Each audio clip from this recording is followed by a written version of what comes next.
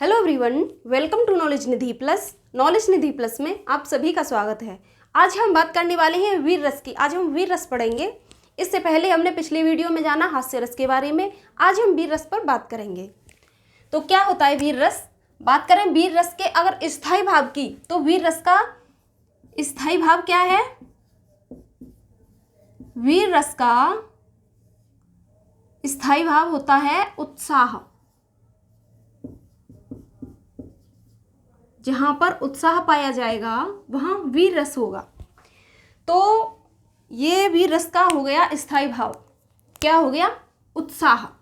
बात करें वीर रस की परिभाषा की, तो वीर रस कहते किसको हैं? जिस काव्य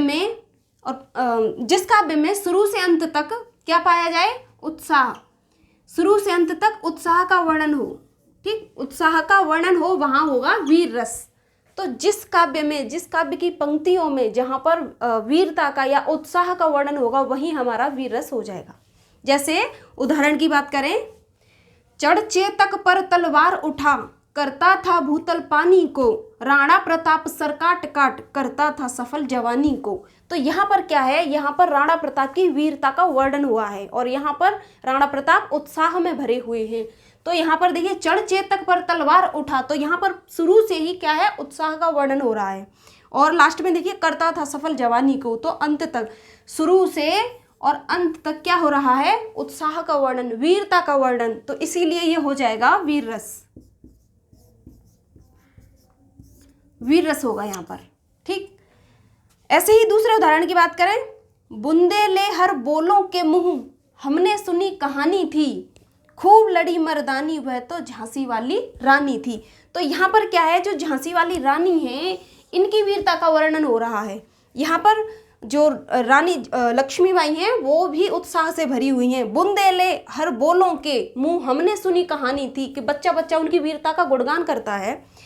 हमने सुनी कहानी थी, खूब लड़ी, यहाँ पर देखिए लड़ने की बात हो रही है, खूब लड़ी, मर्दानी की बात हो रही है। तो ये क्या है? ये वीरता वाले शब्द हैं। खूब लड़ी मर्दानी, वह तो झांसी वाली रानी थी। तो इस तरीके से इसके उदाहरण मिलते हैं। और प्रश्न कैसे बनते हैं? जैसे आपको ऐसे पंक्तियां दे दी जाएंगी और नीचे पूछा जाएगा कि बताइए इसमें कौन सा रस होगा इसमें। तो यहाँ पर अगर वीरता से भरा हुआ है तो वहाँ पर हो जाएगा वीर रस। ऐसे ही पंक्तियां दे दी जाएंगी। या फिर पूछ लिया जाता है कि वीर रस का स्थायी भाव बताइए, तो वीर रस का स्थायी भाव हो जाएगा उत्साह। इस तरीके से प्रश्न बन जाते हैं। यहाँ से आगे बात करेंगे और उदाहरणों की। ऐसे ही बात करें अगले एग्जाम्पल की, तो कुछ उदाहरण इस प्रकार मिलेंगे। वीर तुम बड़े चलो, तो यहाँ पर क्या है? देखिए यहाँ पर वीर शब्द मिल गया, ठीक। ऐसे ही वीर तुम बड़े चलो, धीर तुम बड़े चलो, सामने पहाड़ हो कि सिंह की दहाड़ हो। तो देखिए यहाँ पर सिंह शब्द मिल गया। सिंह किस में आता है? वीरता के परिप्रेक्ष्य में आता है। ऐसे ही दहाड़ की बात हो रही है, सिंह की दहाड़ हो, डबल लग गया यहाँ, सिंह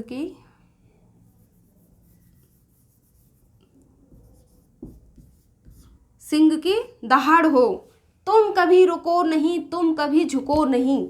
तो यहाँ पर ना रुकने की बात हो रही है और ना यहाँ पर झुकने की बात हो रही है। तो यहाँ पर क्या है? शुरू से ही अंत तक क्या पाया जा रहा है? उत्साह पाया जा रहा है, वीरता का वर्णन हो रहा है यहाँ पर। तो ये हो जाएगा वीर रस। ऐसे उदाहरण मिल जाएंगे आपको। ऐसे ही बात करें अगले उदाहरण की, मैं सत्य कहता हूं सखे, सुकुमार मत जानो मुझे, यमराज से भी युद्ध में। तो देखिए यहाँ पर क्या है? यमराज से भी युद्ध में, युद्ध की बात हो रही है। यमराज से भी लड़ने को तैयार है, मतलब इतना उत्साह भरा हुआ है। यमराज से भी युद्ध में प्रस्तुत सदा जानो मुझे।